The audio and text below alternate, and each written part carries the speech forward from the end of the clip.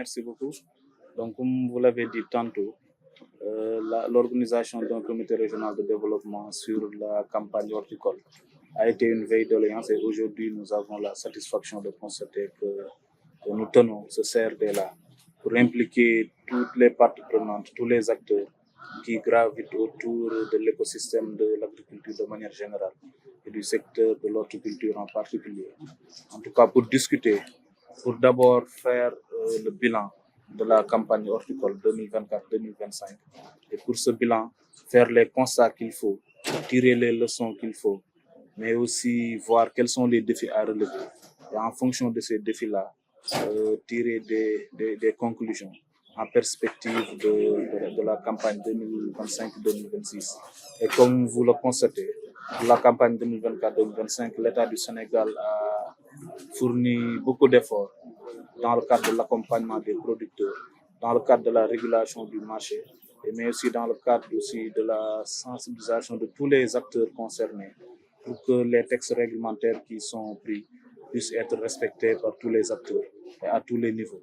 Et alhamdoulilah, des productions records ont été enregistrées, mais comme chaque année, il y a eu quelques défis. Il va falloir mettre l'accent sur ces défis relativement au stockage, relativement au respect des prix, mais aussi et surtout au respect ou bien le fait de mettre en avant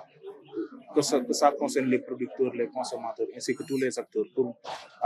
À mon niveau, je pense que l'essentiel, c'est de mettre en avant l'intérêt des consommateurs, c'est de mettre en avant l'intérêt des citoyens, parce que tout ce que nous sommes en train de faire,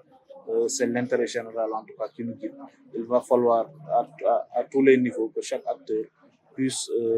prendre conscience de sa responsabilité et à chaque étape qu'on puisse mettre en avant l'intérêt général et l'intérêt des citoyens et des consommateurs. Je pense que si nous avons ce consensus-là, il y a beaucoup de défis, mais ces défis pourront être relevés. Et Inch'Allah, avec l'accompagnement de tous les services concernés, de tous les acteurs territoriaux, à notre niveau, nous ferons le suivi nécessaire pour nous permettre de relever tous ces défis dans la région de Thiès. Donc, région de Thiès, comme ni nga ko waxee léegi rek yàgg nañ di amal doléance dañ daan seetlu ni d'habitude rek bilan campagne agricole moo daan am de manière générale buñ xoolee région de Thiès taxawaay bu am solo bi mu am ci horticulture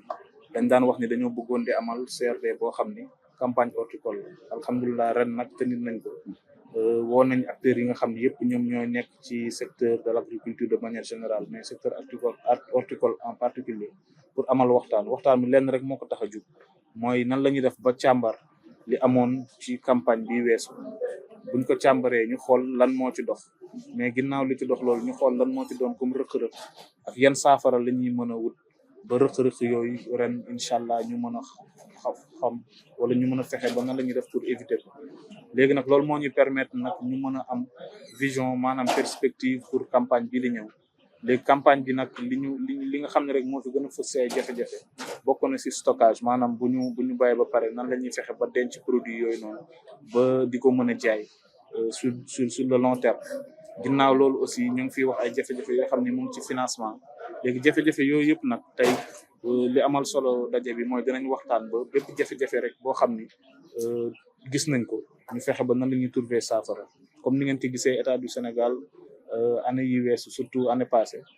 jël na ay matuwaay yu bëri yoo xam ne li ko waral rek mooy pour accompagner producteurs bi pour ñu atteindre objectif de souveraineté alimentaire te incha allah ci taxawaay boobu la ñuy am ci accompagnement avec les services techniques avec tous les acteurs yi nga xam ne rek ñoo ngi ci secteur mbay mi rawatina secteur horticulture te incha allah bépp matuwaay bu ci war rek pour ñu jël ko pour accompagner producteurs pour accompagner consommateurs pour accompagner acteurs yi fi nekk yëpp incha allah dinañ ko jël ba objectif bi ñu ciblé ñu atteindre